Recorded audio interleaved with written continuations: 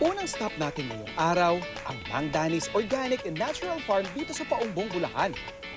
Pagpasok mo pa lang, iisipin mo nang naligaw ka sa isang mamahaling lugar bakasyonan sa probinsya. Di mo aakalaing punong-puno ang mga pant nito ng masasarap na seafood na maaari mong hulihin at iluto kapag bumisita ka rito. Dati kasi itong palayan. And since na, Ito po? oo, since na pumasok ang tubig alat, hindi na kami makapagpalay. So ang naging option namin to convert to fish pond. So, kailangan niyo mag-innovate. Oo. Okay. Ano naman sa amin, advantageous dahil kahit na anong tubig ang dumating, meron kaming alagaan. Opo. Halimbawa, fresh tilapia bangus. Na pagka nag-brackish na, pwede na kaming mag-start Ulang. mag-alaga ng hipon, Opo. ulang. And then very salty, bangus, alimango. Tulad ng dating palayan na nag-transform sa isang magandang palaisdaan, malayong malayo rin sa pagiging farmer ang pinagmulang kabuhayan ni Mang Dani. Ako po nagtapos ng komersyo, kaya po ang trabaho ko sa opisina. Oh. Naging OFW, programmer po ako doon. And then nung Okay. umuwi ako dito, ito ang retirement place ko. Bago ko mag-retire, 2 years, nag-seminar na ako sa ATI to prepare myself opo. para dito. At dito, tila nahanap ni Mang Dani ang tunay na bukasyon niya bilang farmer. Dahil bukod sa pagiging successful ng kanyang farm, kinikilala pa ngayon ang mga nagiging kontribusyon niya sa aquaculture dahil na rin sa mga natural farming practices na ginagawa nila. Para bang my age, Opo. para bang meron akong personal fulfillment, Yes. something parang part ng legacy Mm-mm. na itong farm maging instrument of knowledge sa other farmers. Parang ganun po ba? Opo. Napakaganda nun, sir. Isa sa mga madalas makikita, tsaka siguro nabibili dito sa mga paligid ng may brackish water is yung ating river prawns or freshwater prawns. Kung saan, kung mapapansin ninyo, mukha lang siyang sugpo. Pero as compared sa sugpo, ang ulang ay may sipit na mahaba at manipis. So yan siya. Ito yung pinaka-difference. And kadalasan, pag sinabi mong ulang, mas kilala talaga siya na mas kinukonsumo yung kanyang ulo. I would say mga nasa more than 50% ng katawan niya is puro ulo. Ayan na, ganyan siya kahaba. Ito, ayan o. Versus pag sugpo, siguro mas malaki yung katawan, hindi ganun kalaki yung ulo. So percentage-wise, mas malaking kinakain ng ulo doon sa kanyang katawan.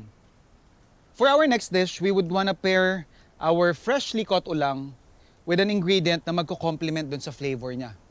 I just thought of our corn to make a dish na ulang and cream of corn. This is optional. You could definitely use your knife to remove yung kernels. Pero if you want to have that more creamy texture para mas lumabas yung starch ng corn, we will use our grater. So once we're done grating yung ating corn, syempre meron tayo ditong cob. Trust me, marami ka pang mapipiga dito. So what we'll do is that we're going to use it as a base doon sa stock na gagawin natin for this dish. So yan yung ating corn cob. We are going to add our chicken stock. And isi-simmer lang natin to hanggang lumabas pa yung katas ng ating corn. So kahit yung essence, yung aroma ng ating stock, very light and subtle amoy ng sweet corn. And then we can go ahead and blanch naman yung ating ulang.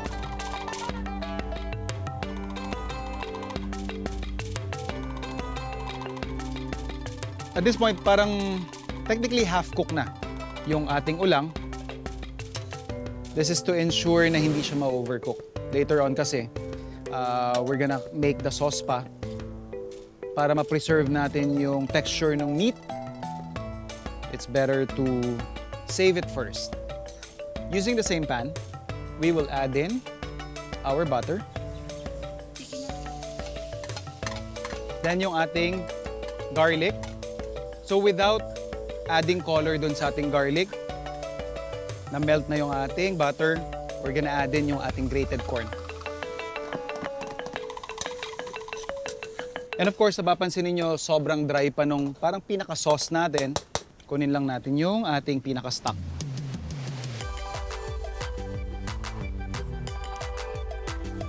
At habang niluluto natin yung ating grated corn, best time and enough time for us to prepare yung contrast lang sa color and additional flavor na rin yung ating bell pepper.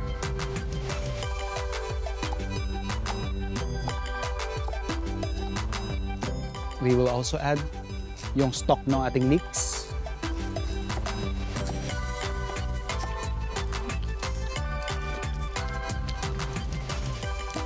Wala pa tayong tinitimpla sa kanya pero malinamnam na siya eh. So, konting adjustment na lang to ng ating panimpla. Siguro mga 1 teaspoon ng asin. And of course, paminta.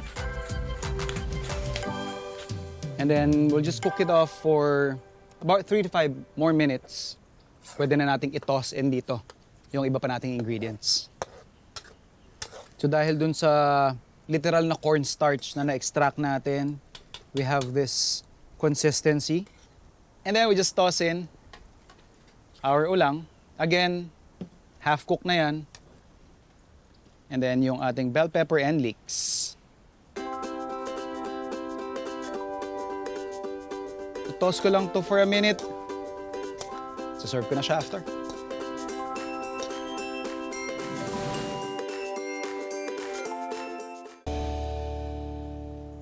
Dito sa Mang Danis Organic and Natural Farm, isa sa mga inaalagaan nila, talaga mang pinagmamalaki ni Sir Danis yung kanilang bangus. Gagawa lang tayo ng dish na I think, for me, elevates yung mga fish dish, lalong-lalo na kapag mga leftover na yung pinag-uusapan. Gawa tayo ng isang mabilis, kinunot na bangus. So we have here yung ating pan. Of course, we're gonna add some oil. And then yung ating bangus. Season natin to ng salt, generously, and pepper.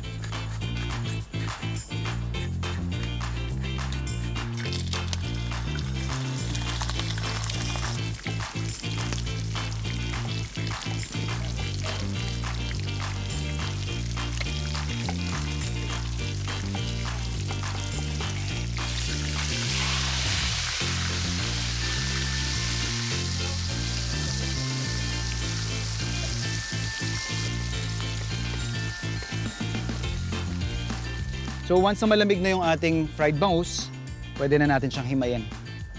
So once na na-flake na natin yung ating fried bangus, ready na rin yung ating aromatics. We have here ginger, onions, bell pepper, tsaka yung chilies natin. Same oil gagamitin natin, ating ginger and onions. We are going to season this with shrimp paste and then yung ating flake na bangus. Sasama na rin natin doon sa pagluluto natin yung ating malunggay. So okay lang din na kahit mukhang overwhelming na ang dami-dami ng ating malunggay, pero once na naluto yan, wala pa sa 1/4 yung magiging itsura niyan or yung parang pinakakalalabasan niyang yield. Sasama ko lang din yung ating green chilies o yung ating labuyo. Also, just to balance yung creaminess na meron dun sa ating gata, konting-konting suka. Yung mga 1 tablespoon yun. And sugar, mga 1.5. So at this point, kailangan na lang nating antayin siguro mas maluto pa yung ating dahon ng malunggay. And then after that, lalagay lang natin yung bell pepper natin. Pwede na tayo mag-serve. Inunot is basically hinimay. Ito naman po yung ulang natin na may cream of corn. Sarap po. Paano ginawa mo rito, sir? Ginisa ko lang po sa kwan. Sa mantikilya tsaka bawang. Sarap. Tapos yung ginadgad na mais. Yan, minapulot ako. Napunta kong recipe. We are nearing yung ating 4th anniversary. And na-realize ko lang, sa tinagal-tagal na rin natin, hindi pa ako nakakagawa ng pork adobo. So I think ito yung pinaka-perfect time para ipakita sa inyo paano yung version ko ng pork adobo sa bahay. So I have here yung ating pan with oil. And then, sear lang natin yan. Sasabay lang natin dun sa pagsangkot siya ng ating karne, yung ating bawang, syempre. Dahil medyo malalaki yung tipak ng ating liempo, hindi ko pipinuhin yung paggayat doon sa ating bawang.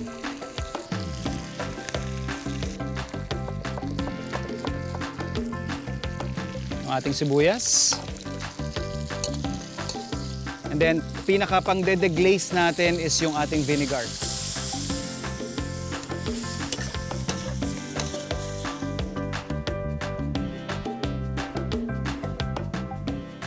Lagay lang din tayo ng laurel. And of course, paminta.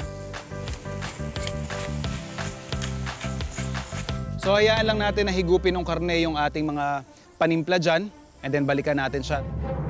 Habang pinakukuluan namin ang adobo, kinutuban ako na parang napasobra ang nailagay kong toyo. Na kinumpirma naman ng staff at crew. May konting sabit sa pagtitimpla, kaya siguradong mapapaalat ang adobong ginagawa natin. Ano nga ba ang sarap solution kapag ang paborito mong adobo ay napaalat?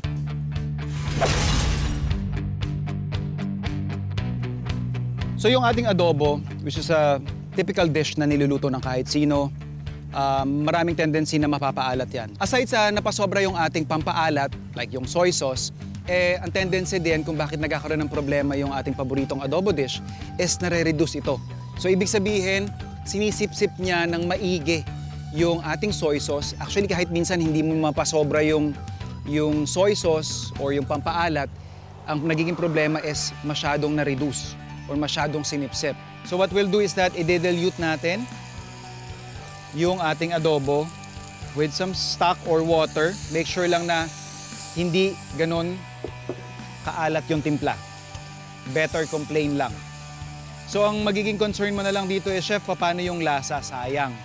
What you do is you save yung excess. Kasi parang ang ginagawa natin dito, kaya natin siya dinidilute para lumabas naman yung sobrang alat or asim na nasipsip ng karne natin. So we'll just bring this to a quick boil for about 3 to 5 minutes.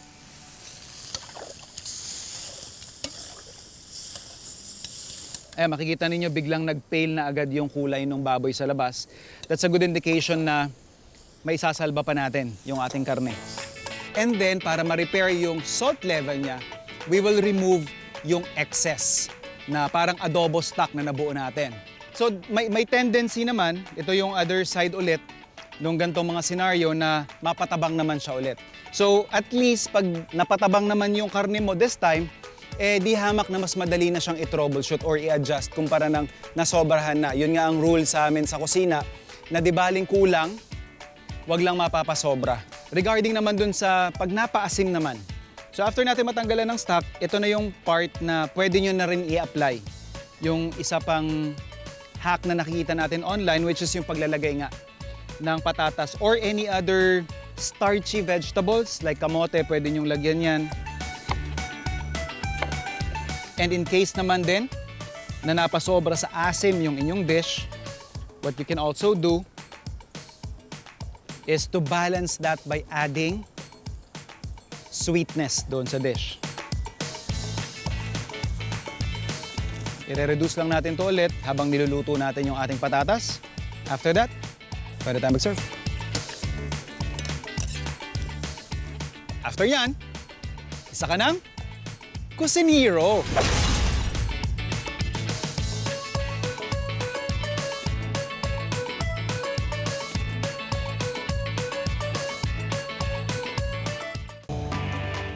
Matapos ang masarap na food adventure sa Paongbong, Bulacan, segue naman tayo sa Legazpi Sunday Market sa Makati, kung saan nakipasyal sa atin ang kapuso actor at host na si Jeff Moses. Cheers! Na G para maka-experience sa mga kakaibang offerings nila dito. Siyempre, dito sa Farm to Table, kahit anong oras happy hour tayo. At ate, gusto ko po ma-experience yung beer nila. And pwede mo bang patikim sa amin yan? Yes po. This Yun. one is ginger ale. Yung experience, so parang soda lang siya na Opo, soda lang po. nalalasahan mo talaga yung ginger. Nagsistand out yung lasa ng ginger. Eto, curious ako sa Yes, po. butterbeer kasi never pa ako nakatikim. Ngayon lang ako nakarinig ng ganyan eh. This one is butter beer, non-alcoholic din po. Non-alcoholic din siya. Oh, guys, happy hour pero non-alcoholic. Oh, di ba? Naku, kung ikaw ay matamlay sa ganitong oras, pag umiinom ka nito, naku, magigising ka kasi matamis siya at the same time. Oo, para kang umiinom ng energy drink. Nandito tayo sa Maryland Chicken. One thing that I noticed is meron kayong watermelon, fried watermelon right here. Ala quick style. Ala kwek style. So may Filipino blend pa rin. Yeah. Yes, so it's served ala quick style. So the story goes, my great grandmother, after parties and New Year's, she would have reserves of watermelon. What she would do with those watermelon is just cut it up into small little slices, batter it up, and then serve and then fry it. Nice. Ang saya, parang kwek lang yun, no? You add some of my great grandmother's homemade vanilla icing, really Vanilla ties it all icing. together. I'll be giving you 2 bamboo skewers so you can enjoy it ala quick style. Ala kwek style. There you go.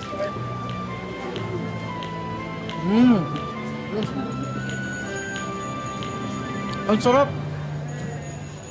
So, di ko ina-expect na bagay pala siya sa... Is it vanilla syrup? Yeah, it's vanilla icing. Vanilla All vanilla homemade. icing. All homemade. Guys, ang sarap. Sana matikman din ninyo dito. And, ako guys, promise may enjoy nyo tong watermelon ala kwek-kwek. Style. Yes, ala kwek-kwek style. Pero syempre, hindi lang yan ang mga masasarap na sorpresang naghihintay para kay Jeff.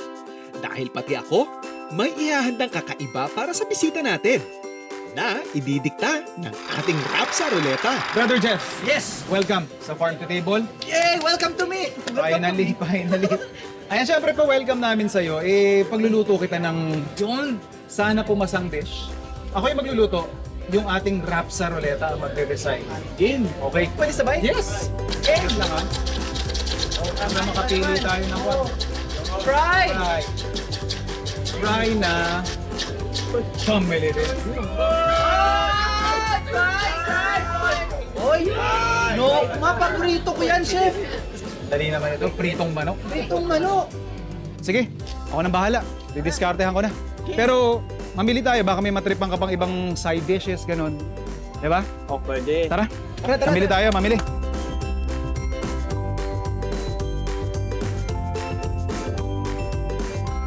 Sir Ferdy. Hello, sir! Good Kaibigan natin si Jeff. Hello, sir. Ayan. Nice meeting you po. Isang nga pong one. Ito. Yan, okay na yan. Yung mga nabibili kasi na yun sa groceries, 45 days lang yon. So, very tender lang yung karne nun.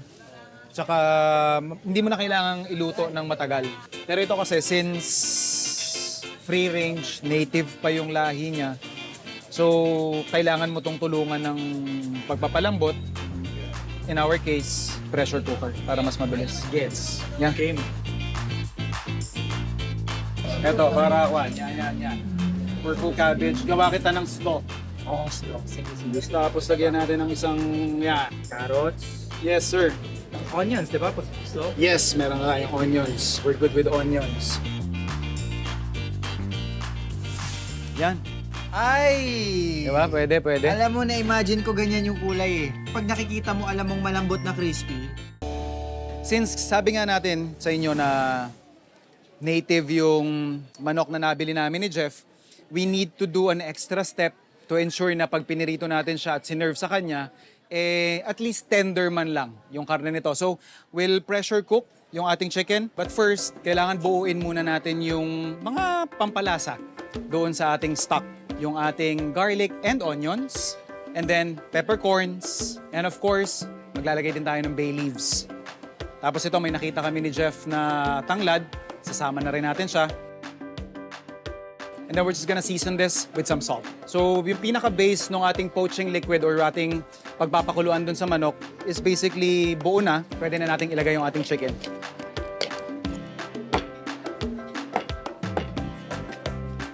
So itataas lang natin yung pressure and then we're going to cook this for about 20 to 30 minutes and then we'll dry it up bago natin siya i-deep fry. So habang pinalalambot natin yung ating chicken tapos sinisiksikan natin siya ng iba't ibang pampalasa, perfect time naman to para i-prepare yung ating slaw o yung parang pinaka-side dish natin. So we have here yung ating purple cabbage. So thinly sliced lang natin to. Then, sunod naman natin yung ating green cabbage. Same process, thinly sliced.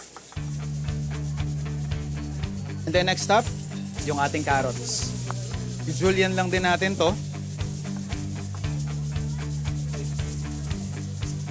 And then, yung ating sibuyas.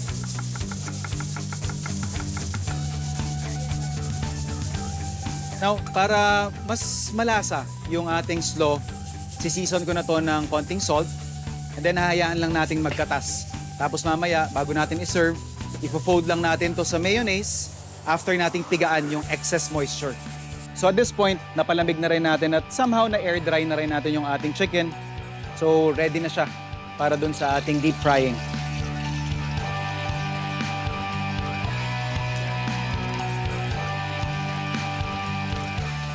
Para lang din mas ma-infuse pa or mas lumabas pa yung lasa ng lemongrass, maglalagay lang ako doon sa ating oil.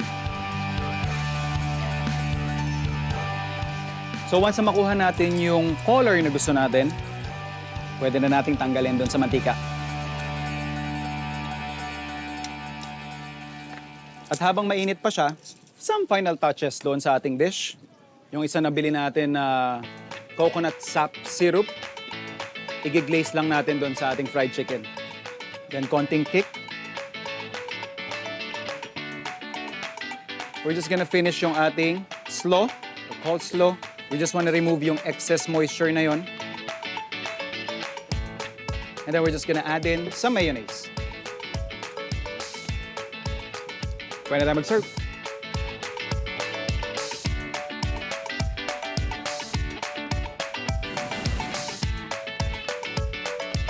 Eto na siya.